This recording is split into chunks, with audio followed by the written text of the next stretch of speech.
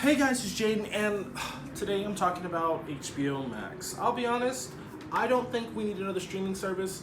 We already live in a world of titans with Netflix, and Hulu, Disney Plus, and then we're getting a rebranded Viacom CBS in the summer.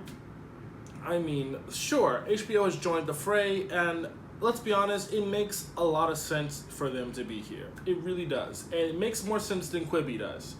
Because Warner Media / AT&T / HBO has put in billions of dollars into getting HBO Max off the ground and making sure like almost everybody and their mom has it. Versus like Quibi, you know what? Let me not even go down the Quibi road. Quibi's trash. So here's my thoughts so far. I like the interface. It's just very reminiscent of HBO with a gradient. That is literally what HBO Max is. I think that they have a variety of different shows, a variety of different contents. They have essentially just a lot of things happening. They have a couple originals, you know, with Love, Life, with Anna Kendrick. They have like the Looney Tunes cartoon situation, Legendary with Megan Thee Stallion and Jamil Jamel, and a couple other people that are inside of that show. Fight for your prize to win a prize for your house. Have all the Harry Potter films. I mean, I think truly they have a good lineup out the gate. However, me thinking, they have like these weird HBO Max hubs. And essentially, they're just little content spots where they pull from other Warner Media or Time Warner Media-esque brands that they own. So you have like Cartoon Network, you have Adult Swim, you have Turner Classic Movies, you have Crunchyroll, Looney Tunes, DC, Sesame, and for the first time in America, you can watch Studio Ghibli films, only on HBO Max. Now, I would say like Studio Ghibli being able to watch like that stuff like in America and all that stuff like that, that's a sell in itself. However, I just think that it's kind of weird that they're just called collections. Like they own these channels, like they own all of these channels. They have their hands in these pots. It makes no sense to me why everything from them isn't on there. It's not like Disney where you basically have 95% of everything that Disney owns is on Disney Plus. HBO Max, I was expecting it to be like 95 to at least almost 100% of what HBO Max owns, or HBO owns, on HBO Max. And it's not there. But, whatever, I digress. That is a very small tidbit, and that was me looking for Ed, Edd n Eddy for some reason, and not finding it, right? Also, certain animes aren't on there, but everybody is basically trying to become the anime king. You basically have Hulu signing deals with Funimation. You have Netflix basically producing every other anime that wants to be a series. Disney's not going to do anime, so we don't have to really worry about that. So I guess it could just be a licensing situation why not every anime is on there. Now, I will say a lot of what HBO Max is, it's very reminiscent of HBO. It does beg that question of whether HBO Max originals are going to somehow or sometimes be on HBO, or is it just HBO stuff is on HBO Max? This is, I would say, the weirdest because HBO is an actual channel. Disney Plus is really more of a Disney brand. It's an overarching tree, versus Netflix, which isn't an actual channel. It's just on the web, and Hulu, same thing. But HBO Max, it's an actual channel with new stuff, new content, like a whole stream of things comes out weekly. Like Insecure right now is coming out weekly. Last Week Tonight comes out weekly. So I'm guessing we're getting access to all those new episodes every single week. So we're still getting new HBO content. Now, thinking about this actually right now, if I think about it from that respect of things, or that perspective essentially, this is making everything worth it, right? Because you're getting like all of HBO that you could ever want, plus some. And in some aspects, it's not as much some as I wanted, but I see what they're trying to do, and I think this is possibly actually a good offering right out the gate. So HBO Max is going to cost you about, I believe, $15.99 a month.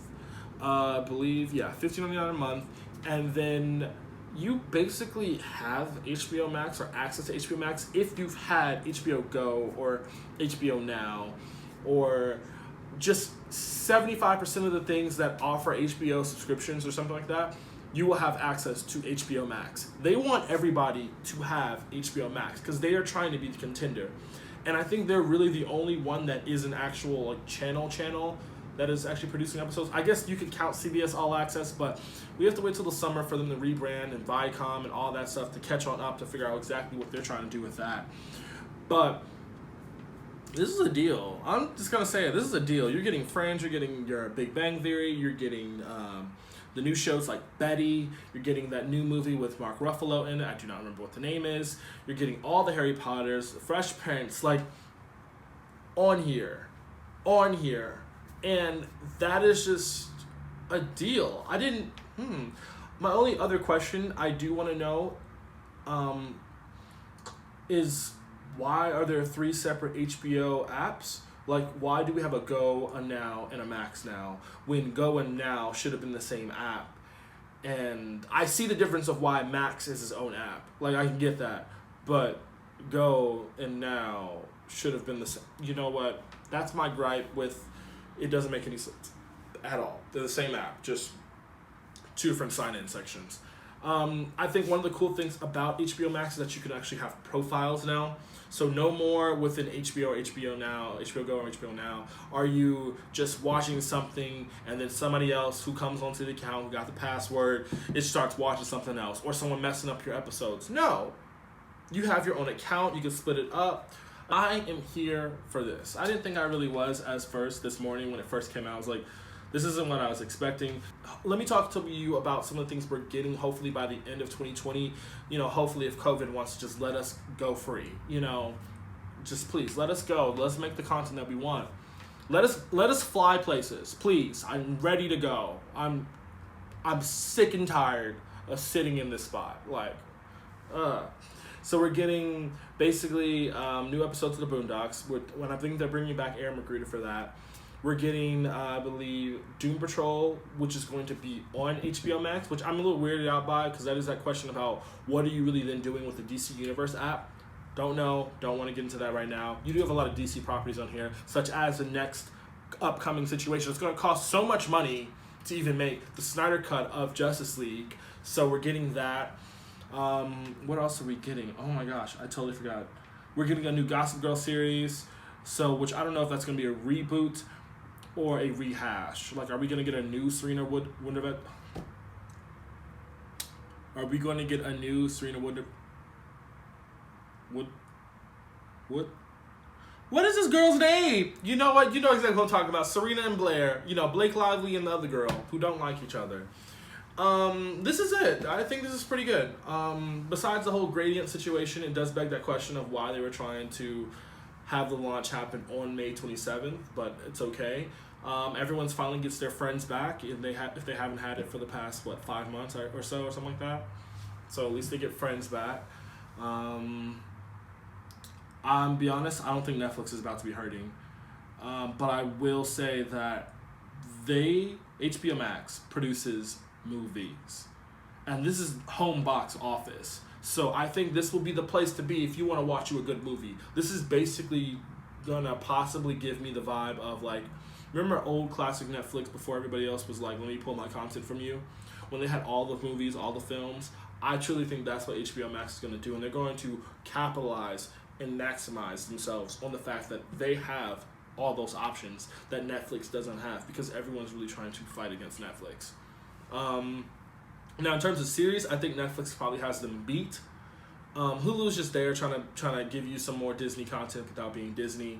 So Disney doesn't have to worry about this, but this is going to be a very, very interesting couple months. I am really excited to see some of their content they're going to bring out.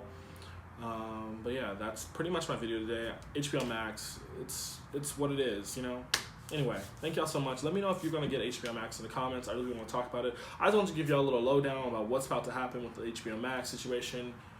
It is what it is. It is what it is. It is what it is. I will talk to y'all later. Bye.